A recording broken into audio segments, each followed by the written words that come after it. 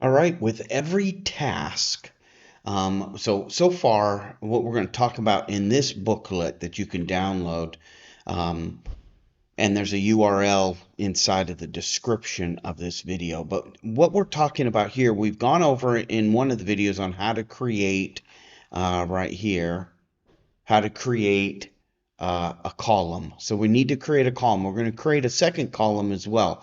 So if you don't know how to create a column, look on Google, Lush Plus, look for that. And I go through how to create a column. The next thing we did was we said, okay, we want these columns right here, the orange and the green, we want it to dynamically change based on the status. So we created a column called status. We populate that status with 1, 2, or 3, and then it changes its color automatically for us. So we talk about in this video right here, Lush plug, search Google for this, right? You're going to see the video that we talk about adding this status bar. So that's all good. That's not what we're talking about in this video. In this video today, what we're going to do is we're going to talk about this little circle right here.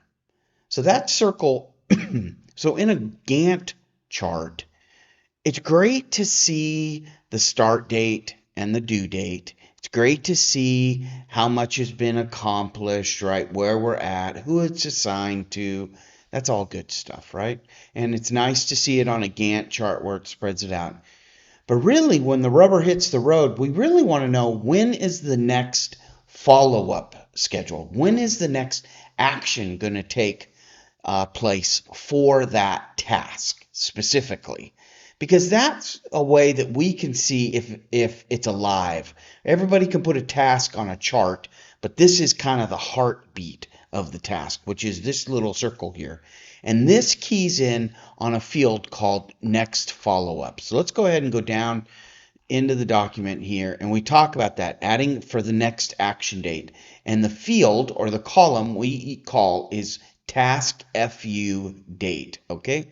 Task next follow-up date is what that stands for.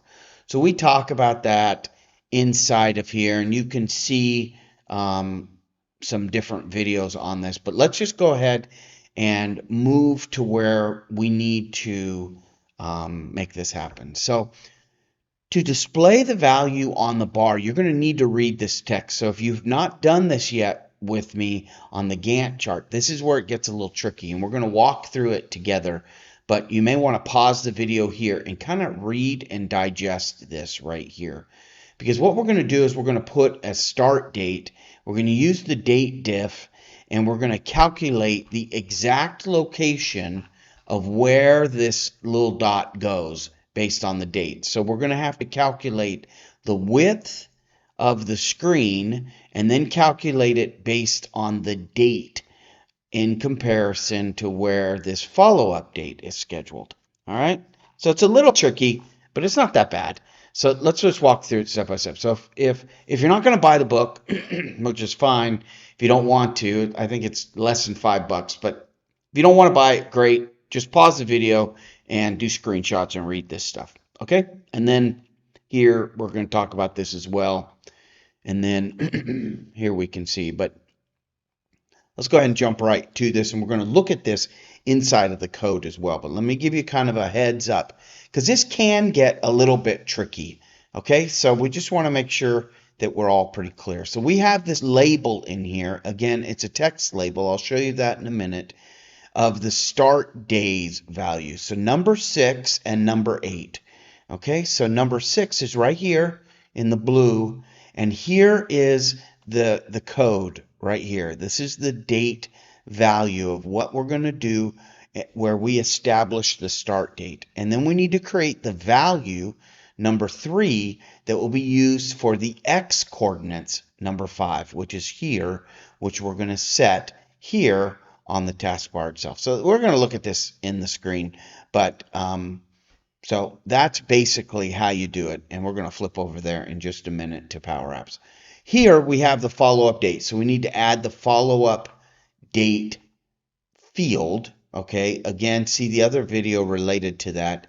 And we're going to go ahead and just kind of start walking through this label called follow-up date X location. So we're going to need to create that. So to create that, we're going to add a text label, and this is how you do it. Steps 1 through 5. Let's go ahead and just look at PowerApps, see what we're doing here. So here, here is that label that we've created, and to do that, we went to Insert right here, Text Label. Okay, so this is a label, and remember, I like to label things what they are. This is a label. These are all labels. This is a button. All right, this is an image. Okay, this is a text input field. So label is what we're at. Okay, and here you can see the text value is set to this value right here. Whoops, right here.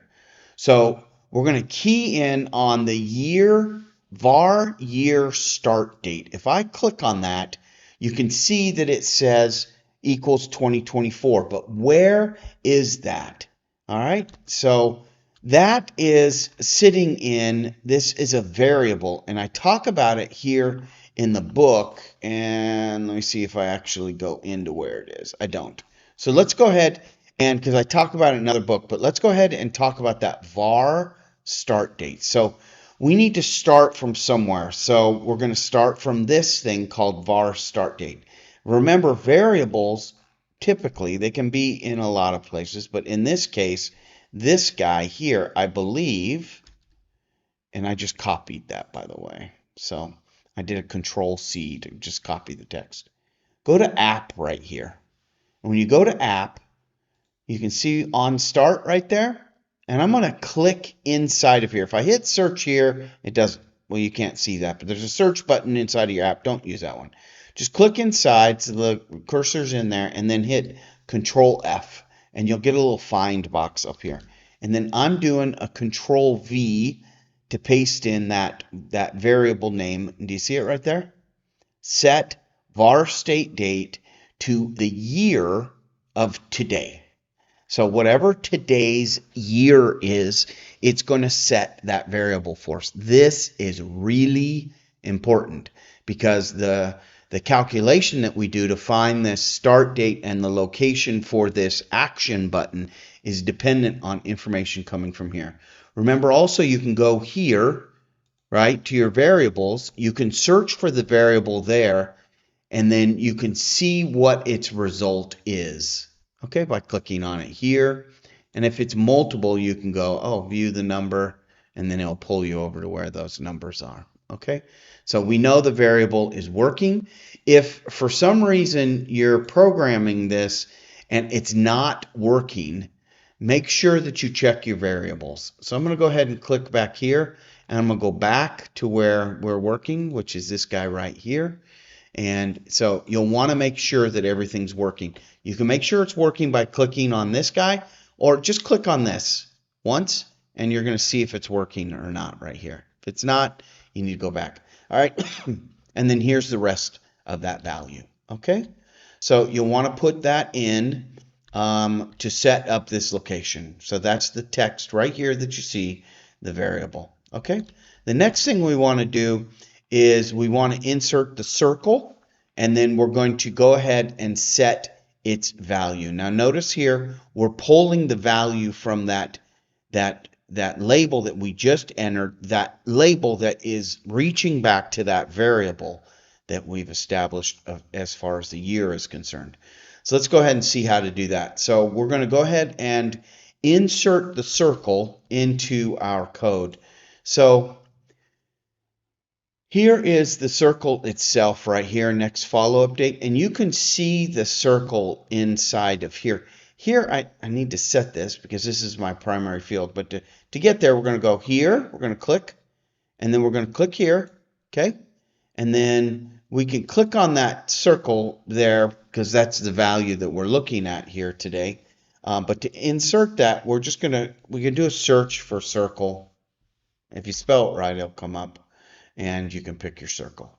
Okay, so that's pretty simple. Remember here we want to edit that master record, right? The one that impacts the rest of our gallery. It's a standard gallery.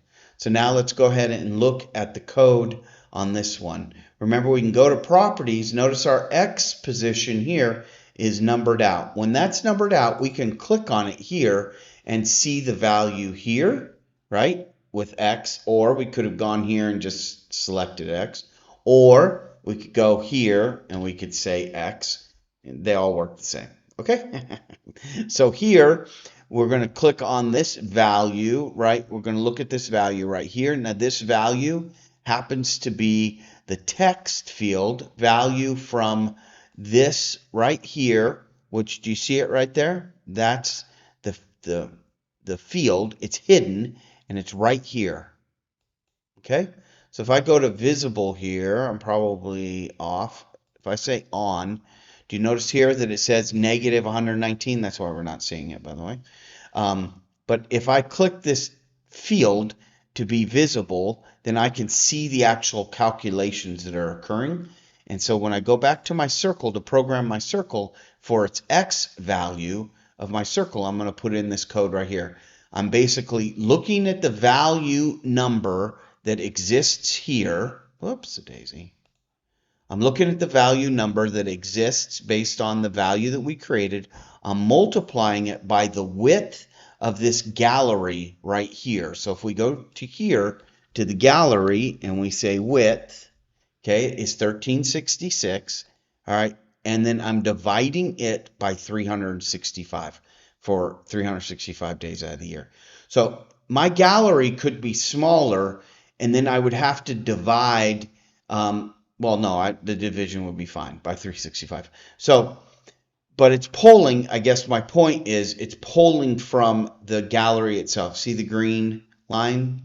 That means it's pulling from that data. So that's pretty much, I know I took a while and kind of talked over myself. I apologize if it's not as clear for you. So let me just give you a real quick review. We're going to create a label, and we're going to create that label, and we're going to call it right here, next follow-up date. We're going to use this code right here inside of that label. We're going to create a variable inside of apps called this variable right here, okay, because it's going to tell us what our year is.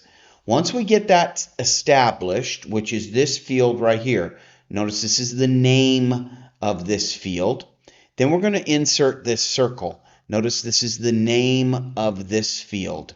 They're the same, and it's text, okay? So that's just important. And then we're going to go ahead and create this circle with this math right here, and bada bing, it'll put the dot exactly where you want it. And we're going to turn that off because, whoops, what did I just turn off? Oh, I turned off the wrong thing. We're going to turn off the location to be non-visible so we don't see those numbers. So that's it. Good luck. Again, this might be easier if you do purchase the book for this. I do give you the code that you can just copy and paste as well. So here's that code, and then the other code is here. So you can just, it's a PDF file, so you can just copy it. So it might make your life a little bit easier. Again, the book URL is inside the description of the video. Good luck.